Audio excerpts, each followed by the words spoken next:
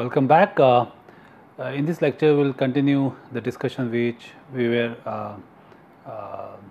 working on, particularly on the different reference state depending on the concentration of solute if it is not valid within the temperature range of the system. In other words, what we discussed was that you need to have a different reference state if the solute, for example, in a liquid phase do not exist at the temperature of the solution because of the fact that the solute's critical temperature is less than the temperature of the solution. So this is what we were discussing last, right? We are looking at the conditions that for solute, let's say, which is 2, if the liquid phase do not exist for the solute as solute concentration approaches towards 1, then you cannot make use of Raoult's law concept. Okay, that will be a fictitious state because the solute at that temperature of the solution for composition closer to 1 would not be in a liquid phase, and thus if you assume a pure state as a reference, then that will be a fictitious state, and in that case it is better to make use of Henry's law's concept. So this is what we said, that Henry's law for the case of composition which approaches towards 0, that means extremely dilute solution, you can consider the fugacity of the solute as proportional to the composition. That means fugacity of solute is nothing but equal to composition or the mole fraction of 2 multiplied by H21, which is nothing but Henry's constant of solute 2 in solvent 1. Okay, and then based on the concept of initial definition of your F, okay, which is this, which is nothing but Li xi for the case of the ideal solution, where we assumed, where we considered that F is proportional to x for all the case of ideal solution, then R in the case of the Henry's law would be different from that of the Raoult's law, and R in this case would be simply H21. Okay, so this is the definition. But so this was the case where the solute apparently does not remain in the liquid phase for the temperature of the solution, okay, because of the condition which I already mentioned, but solvent would remain as it is in the liquid phase within the condition of the within the temperature which we talked about. So in that case that means the solution conditions or the solvent at this condition would remain in the liquid phase for x1 from 0 to 1. In that case we will be looking at we will be considering the pure state of the solvent also as a reference state. So that means we can make use of Raoult's law concept in this case, and that's why R1 would be simply FL pure 1. Okay, so now I would like to connect this concept to the activity coefficient. So for solute,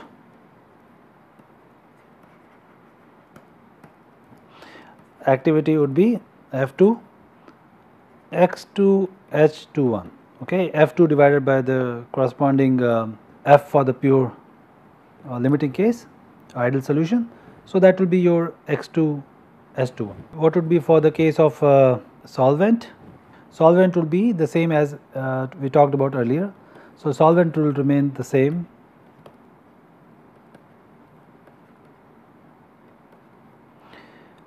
shown earlier, where it will be simply F2 divided by F1, in this case is solvent is 1, F1 divided by x1 F1 pure. Okay. Now let us pay attention to this part. So if you take the derivative of this,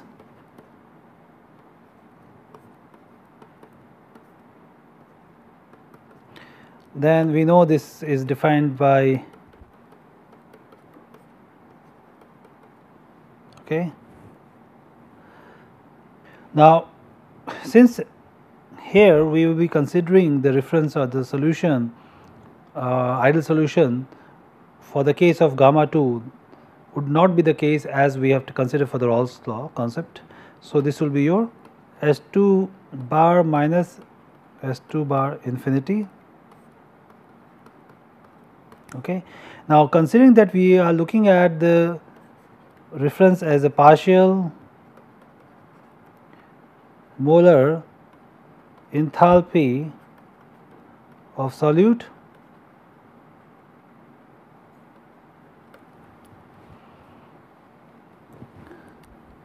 in an infinitely dilute solution.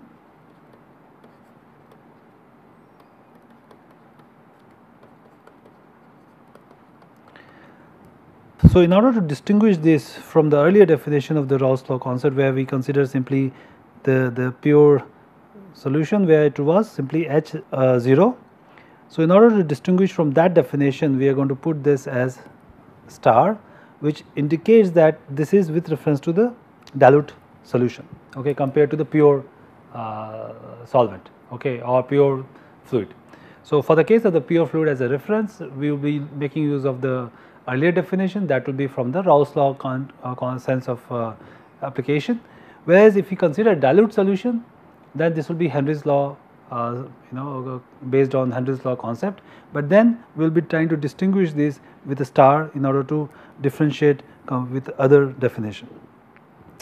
Now, similarly, I can make use of the corresponding definition for excess volume, where this will be del ln gamma 2 a star divided by del p, okay, or del by del p. That means you are taking the partial derivatives, derivative of the log gamma 2 with respect to p. Star indicates that we are going to take the reference of dilute solution Tp, okay, T, where this is the partial molar volume of solute at infinite dilution.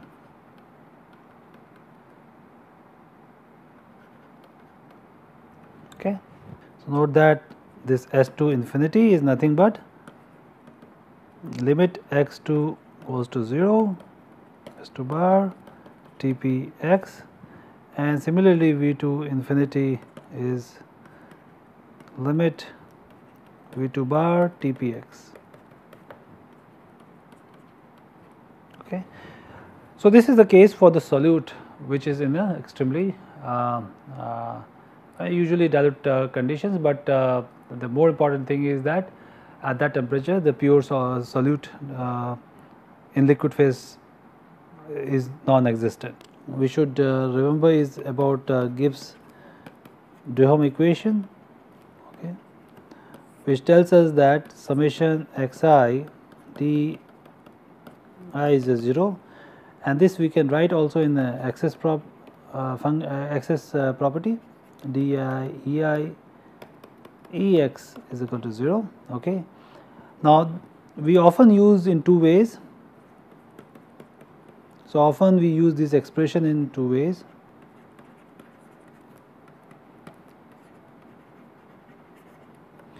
First is we can use extension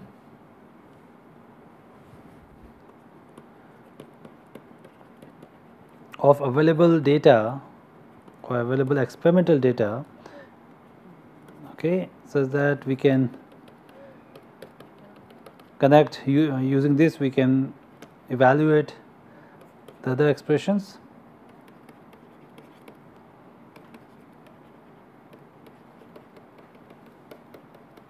Okay, where here is I is not equal to j. Okay.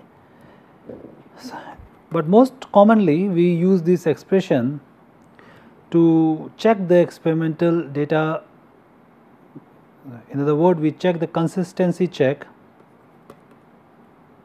as a, or this particular expression is used as a consistency check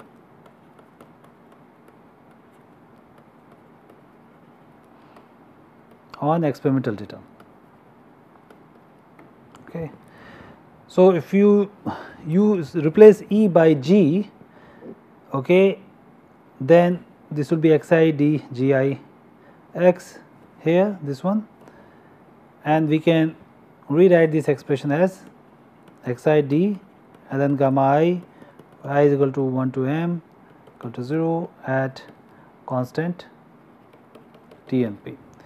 So, this is most commonly used expression to check whether data are in fact consistent. So, we will be trying to do some examples in the next lecture.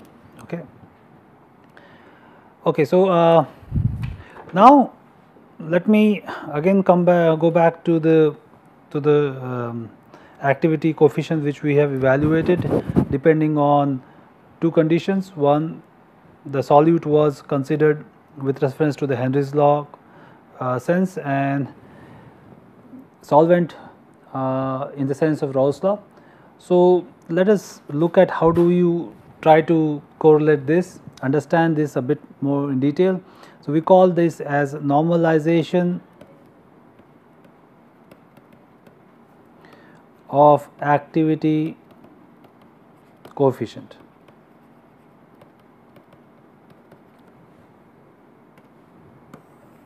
Okay.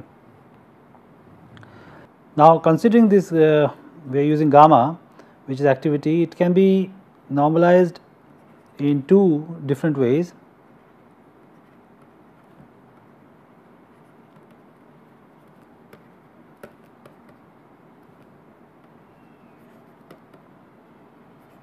Okay. So, if gamma I are defined,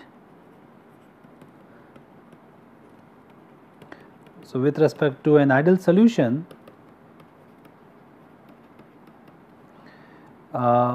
in the sense of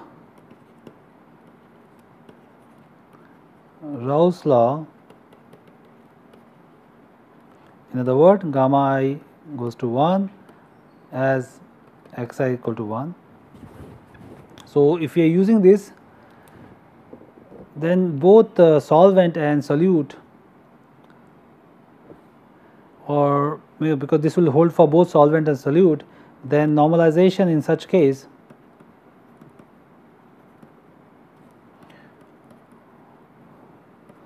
holds both for solvent and solute, and this would be something we will call it as symmetric convention.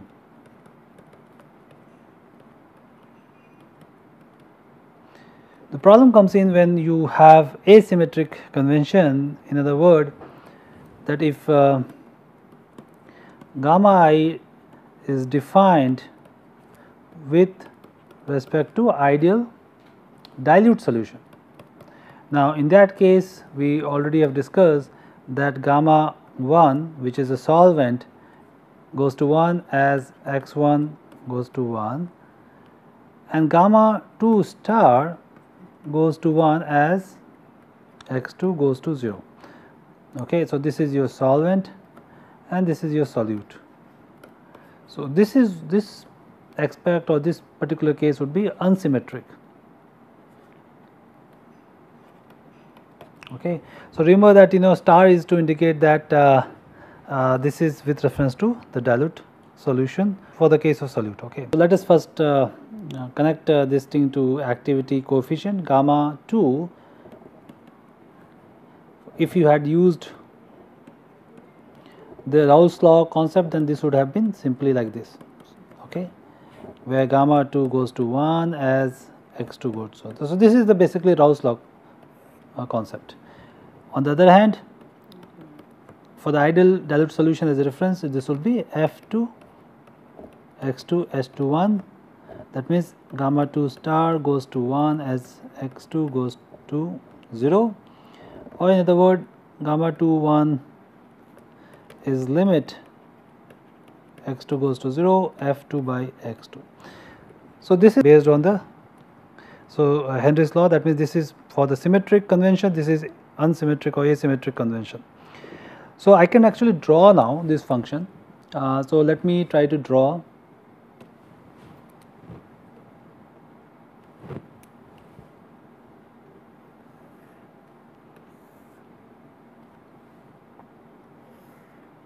Okay.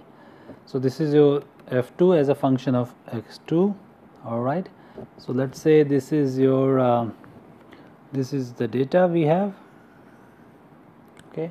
This would be your f pure 2. So, if you had used the ideal mixture, that is Raoult's law constant, then this is going to be this. So, this one is F2 as X2F PO2. On the other hand, if you use the ideal dilute mixture, then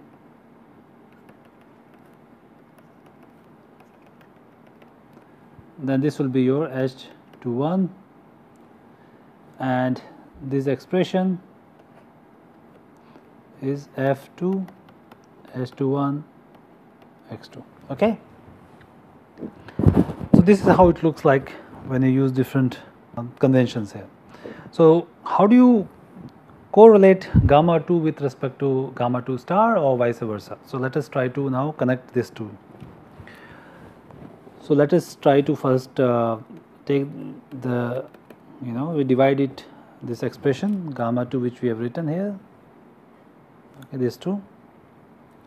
So, this is going to be S21 divided by F of pure 2. Now, since gamma 2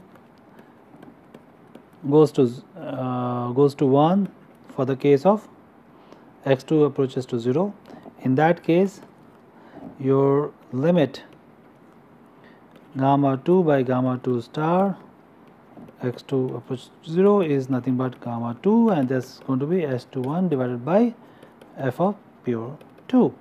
Okay. Now, similarly, what we can do is also the other way around, where that we have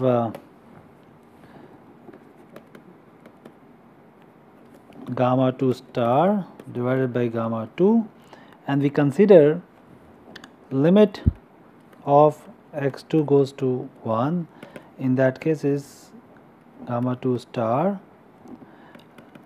limit x2 goes to 1. Now, in this case, this is kind of a hypothetical, because solute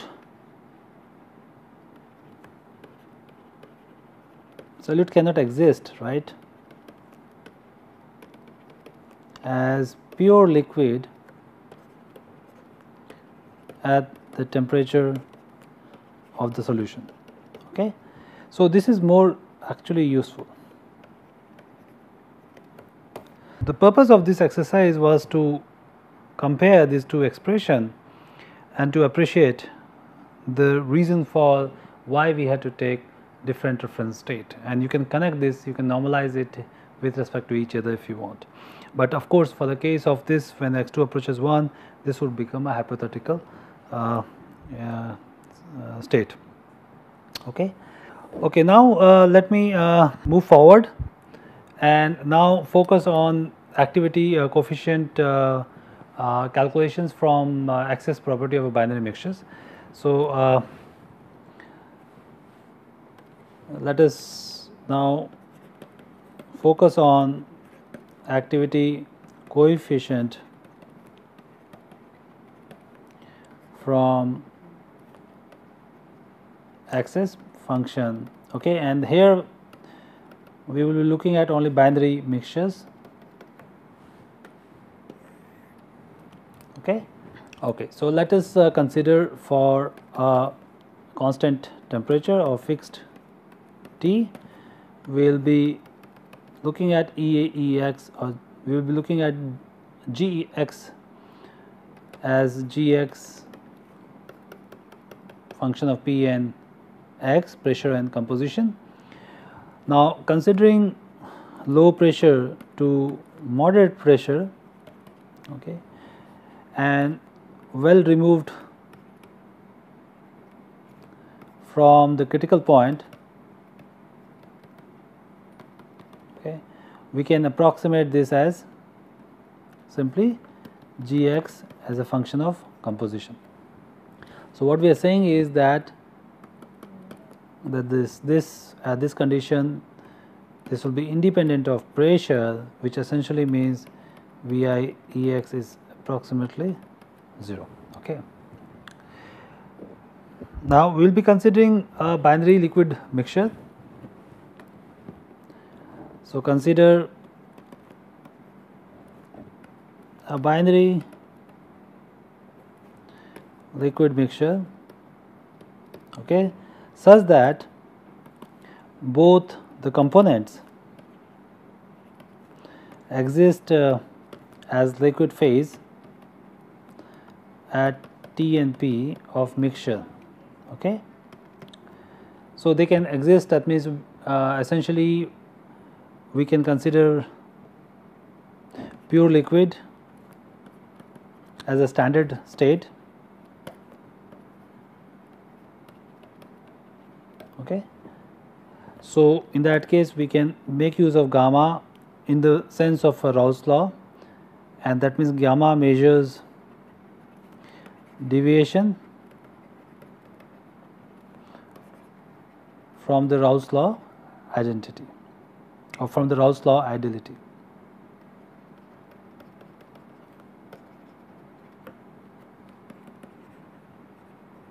Okay. Now given this, the GE is a function of x and both the components in the liquid can exist as a pure phase, which essentially means there is a limiting conditions, okay, or boundary condition for such a function. So Gx should be 0 at xi is equal to 0, okay, where xi is, where I is 1 and 2, which essentially means when x1 goes to 1, Gx must be 0 because you have approached a pure liquid. Similarly, when x2 is equal to 0, or when x2 is basically approaches towards 1, then also you have a pure liquid phase. Okay. So you can write in terms of when x1 equal to 1, this means x2 is equal to 0, and when x2 is equal to 1, which essentially means x1 equal to 0. Okay. So in such a case your Gx must be equal to 0. So that's what we wrote in a much simpler form, that xi equal to 0 where I is 1 and 2. So what is the simplest model which satisfies such a condition? So simplest model is Gex, okay, is a some constant multiplied by x1 and x2. Okay. So this is a simple model which satisfies this condition, and this is called one constant Margulis equation.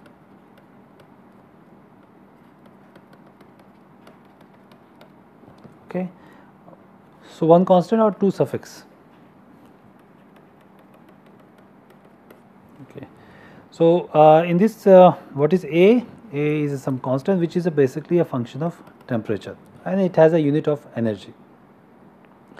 Now what I can do is I can little bit try to make use of the other definitions and connect this expression to the activity coefficient.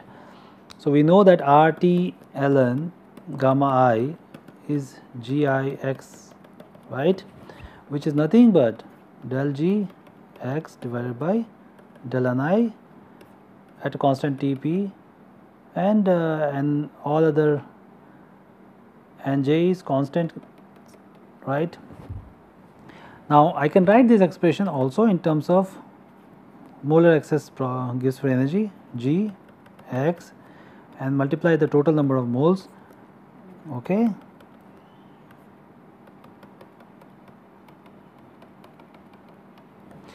All right. Now from here what we can do is we can show, without going into more details, that using these expressions and plugging this value, I should be able to come up with this final expressions A by RT, okay, and here is going to be x2 square, and this is ln gamma 2 A by RT x1 square. Okay, so you just have to plug in this expression here, and essentially you can do the differentiation and you should be able to get it. Now, note that this is nothing but symmetric function. Okay, from here I can get gamma 1, which is exponential a by RT x2 square, and this is your gamma 2, which is exponential a by RT x1 square. Okay. Now, this kind of model is a very simple model, but it is a very good representation of simple systems such as, for example, argon and oxygen, or similar size, similar kind of molecular structures. So, this is a good representation for simple binary mixture, okay, such as argon oxygen, benzene cyclohexane. Okay, they are of similar size, similar shape, similar chemistry. Okay, so mixture of molecules of similar size, shape and chemistry. For such a system, one constant Margulis equation turns out to be pretty good. Okay. Now, what about A in this equation? A is a function of temperature, okay, and it frequently falls with temperature. So, if you increase the temperature, A decreases in non-polar solution.